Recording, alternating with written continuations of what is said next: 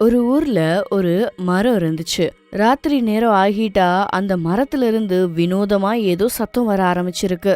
இது ரொம்ப நாள் நடக்கவே ஊர் மக்கள் அத கவனிக்க ஆரம்பிச்சிருக்காங்க.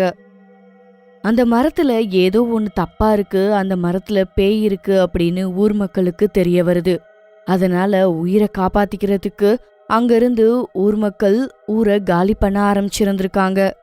என்னங்க பாத்தீங்களா, பக்கத்து வீட்டுக்காரரு ஊரை காலி பண்ணி போயிட்டாரு. ஏதோ நம்ம ஊர்ல இருக்கிற மரத்துல பேய் இருக்கு அப்படின்னு பேசிக்கிறாங்க. எல்லாரும் ஊரை காலி பண்ண போறாங்களாம். இப்ப நாம என்ன பண்றது? அட, நீ என்ன பைத்தியம் மாதிரி பேசிட்டு இருக்க? பேய் பிசாசுலாம் ஒன்னும் இல்ல. இதெல்லாம் சும்மா கிராமத்துல கிளப்பி விட்டுருக்காங்க, அவ்வளவுதான். என்னங்க நீங்க இவ்ளோ அஜாக்கிரதையா பேசுறீங்க? அந்த மரத்துல பேய் இருக்குங்கறத எல்லாரும் கண்ணால பாத்துட்டு தான் சொல்றாங்க, தெரியுமா? ஐயோ கடவுளே, இவ பைத்தியத்தை இப்ப எப்படி சரி பண்றது? அட சரி, எனக்கு ஒரு நாள் டைமாவது கொடு. நாளைக்கே நாம எப்படியாவது இங்கிருந்து வீட்டை காலி பண்ணிட்டு போயிடலாம். ராத்திரியும் ஆகுது. அந்த ஊர்ல சுஷ்மாவோட வீட்டை தவிர மீதி எல்லா வீடுமே காலி ஆயிருந்துருச்சு.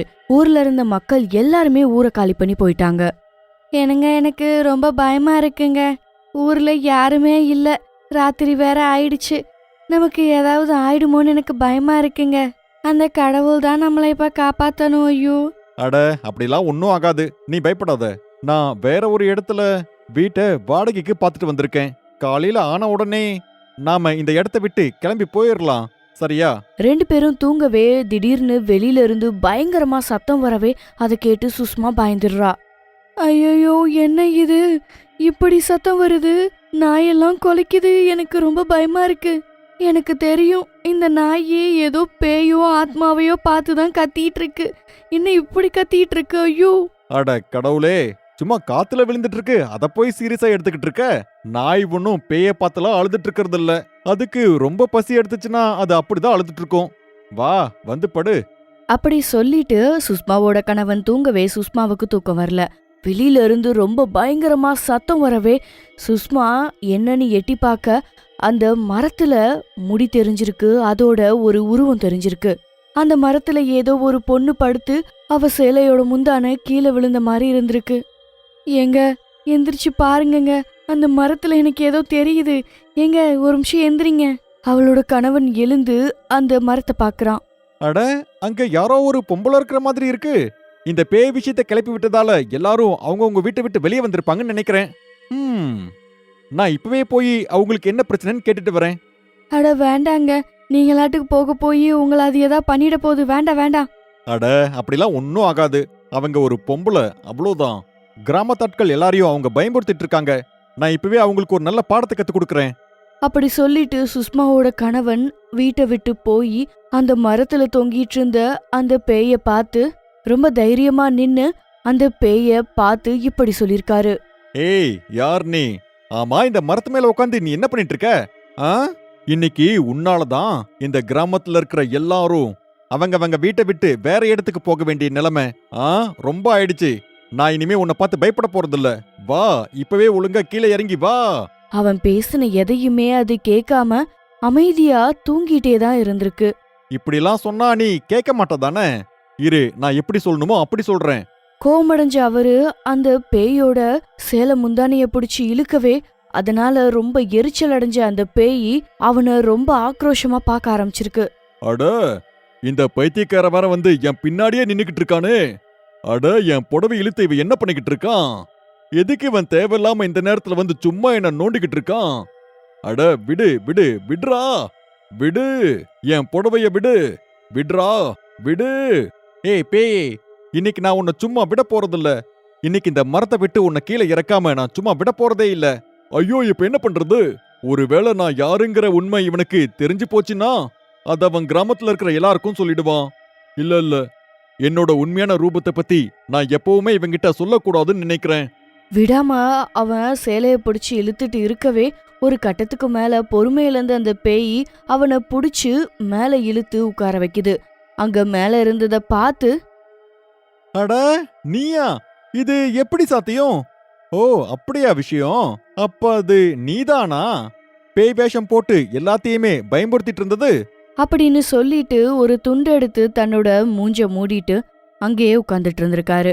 இங்க வீட்ல சுஷ்மா தன்னோட கணவனுக்கு என்ன ஆச்சுன்னு பயந்துட்டு இருந்திருக்கா. ஐயோ கடவுளே, இந்த ஆளு நான் சொல்ல சொல்ல கேட்காம வர போயிருக்காரு. எனக்கு ரொம்ப பயமா இருக்கு. தனக்கு ரொம்ப பயம் வரவே சுஷ்மா அந்த ஊரோட பெரியவர்கிட்ட போறா. அவர்கிட்ட நடந்து எல்லாத்தையும் சொல்றா. ஐயா, நீங்க தாங்க உதவி பண்ணணும். என் புருஷனை இன்னும் வர காணுங்கய்யா வீட்டுக்கு. எனக்கு ரொம்ப பயமா இருக்கியா, எனக்கு உதவி பண்ணுங்கய்யா. அதுக்கப்புறம் ஊர் மக்கள் எல்லாரும் ஒன்னு சேர்ந்து அந்த மரத்துக்கு பக்கத்துல போறாங்க. இங்கதான் வந்தாரு. ஆனா இப்ப காணுமே. அவரு மேலதான் இருக்காருன்னு நினைக்கிறேன். ஊர் மக்கள் அந்த இடத்துக்கு போய் பார்க்கவே அங்க அவங்களால அந்த ஆளை கண்டுபிடிக்க முடியல.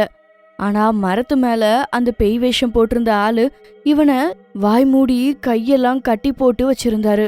பேய் வேஷம் போட்டு ஊரை ஏமாத்தி ஊர் மக்கள் எல்லாரையும் ஊரை விட்டு துரத்திட்டு அந்த ஊரை கம்மி விலைக்கு வாங்கலாம் அப்படின்றது அந்த ஆளோட பிளான். அட பைத்தியக்காரனே, அங்க பாரு, உன்னால எவ்வளோ பெரிய பிரச்சனை. இன்னைக்கு வரைக்கும் பயந்து போய் இந்த கிராமத்து ஆளுங்க இந்த மரத்துக்கிட்ட வரத்துக்கே பயந்து போயிருந்தாங்க.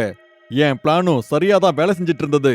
எல்லா கிராமத்தாட்களும் இந்த இடத்த விட்டுட்டு இங்கிருந்து கிளம்பி போயிட்டு இருந்தாங்க. அதனால இந்த இடத்தெல்லாம் நான் கம்மி விலையில வாங்கலாம்னு நினைச்சுக்கிட்டு இருந்தேன். ஆனா இப்ப பாரு, இது எல்லாத்தையுமே நீ நாசமாக்கிட்ட. இப்ப வாய மூடிக்கிட்டு இங்கே இரு, இல்ல உன் தலைய வெட்டி இங்கிருந்து கீழே தூக்கி போட்டுருவேன், சரியா? மறுபடியும் இந்த கிராமத்தாட்கள் எல்லாம் பயப்படுற மாதிரி நான் ஏதாவது பண்ணியே ஆகணுமே. அவங்க இங்கிருந்து ஓடனா போதும். ஒரு பெரிய ஸ்பீக்கரை மரத்து மேல வச்சு அதுல பேயோட சத்தத்தை கொடுத்திருக்காங்க.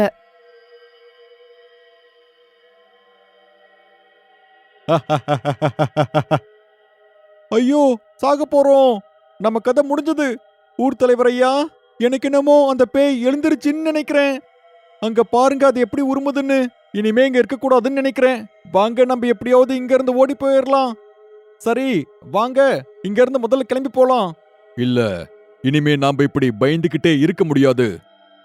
இன்னைக்கு நாம இந்த பேய்க்கு ஒரு பாடத்தை கத்து கொடுத்தே ஆகணும். பீமா, ஒரு வேலை பண்ணு. முதல்ல இந்த மரத்தை முழுசா கொளுத்திடு.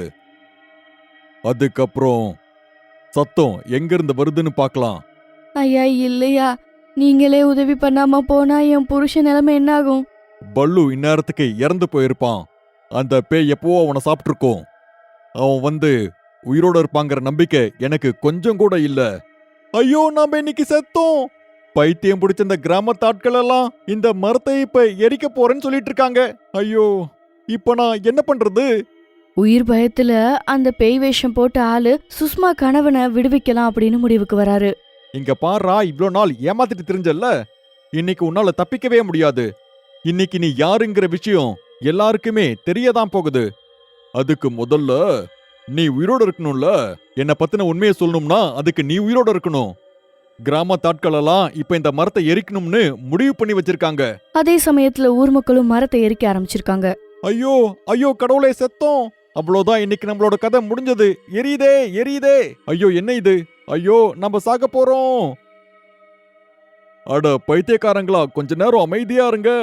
இங்க பேய் பிசாசுலாம் எதுவும் இல்ல. நான் சும்மா பேய் மாதிரி வேஷம் போட்டுக்கிட்டு இருந்தேன். அதான் உண்மை, அவ்வளவுதான். அப்படி வேஷம் போட்டா இங்க இருக்கிற நிலத்தை கம்மி விலையில வாங்கலாம்னு நினைச்சேன். ஐயோ, நான் சாக போறேன். அட பைத்தியக்காரங்களா, முதல்ல சீக்கிரமா போய் இந்த நெருப்பு அணைங்க போங்க. இல்லனா இன்னைக்கு நாம பொழைக்கவே மாட்டோம். ஐயோ, சாக போறோம். மரத்து மேல இருந்து சத்தம் வரவே எல்லாரும் மேல பாக்குறாங்க. அட ஊர் தலைவர் ஐயா, பாருங்க. ஆமா, அந்த பேயோட சத்தத்துக்கு இப்ப என்ன ஆச்சு? எப்படி இந்த மரத்துல இருந்து ஆம்பளைங்க பேசுற சத்தம்லாம் கேக்குது? இத பார்க்க ஆச்சரியமா இருக்கே. ஐயா, மரத்து மேல இருந்து ஏதோ சத்தம் வருதியா? என் புருஷன் உயிரோட கூட இருக்கலாம்ல? பீமா, கண்டிப்பா இங்க ஏதோ தப்பா இருக்கு. சீக்கிரமா அந்த நெருப்பெல்லாம் அண. நாம இப்ப இந்த நெருப்பை அணைச்சே ஆகணும்.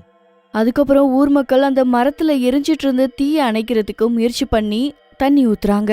கொஞ்ச நேரம் கழிச்சு மரத்துல இருந்த எல்லாத்தையும் அணைஞ்சதுக்கு அப்புறம் மேல இருந்து அந்த பேய் வேஷம் போட்ட ஆளும் சுஷ்மாவோட கணவனும் கீழே வரவே ஊர் மக்களுக்கு விஷயம் தெரிய வருது. அட ஊர் தலைவர் ஐயா, இவன் இந்த ஏரியாவோட ரியல் எஸ்டேட்காரன். இவன் மனோஜ். அட பைத்தியக்காரா, இவ்ளோ நாளா நீ ஏன் பைத்தியக்கார மாதிரி இந்த மரத்து மேல உட்காந்துட்டு இருந்த? சொல்றாரு, கிராமத்தாட்களே, தயவு செஞ்சு என்ன மன்னிச்சிருங்க.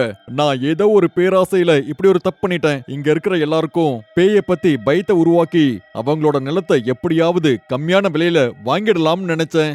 தயவு செஞ்சு என்ன மன்னிச்சிடுங்க. அந்த பேய் வேஷம் போட்ட ஆளை போலீஸ் கிட்ட பிடிச்சு கொடுத்துட்டு அந்த ஊர் மக்கள் வழக்கம் போல சந்தோஷமா வாழ்ந்துட்டு இருந்திருக்காங்க.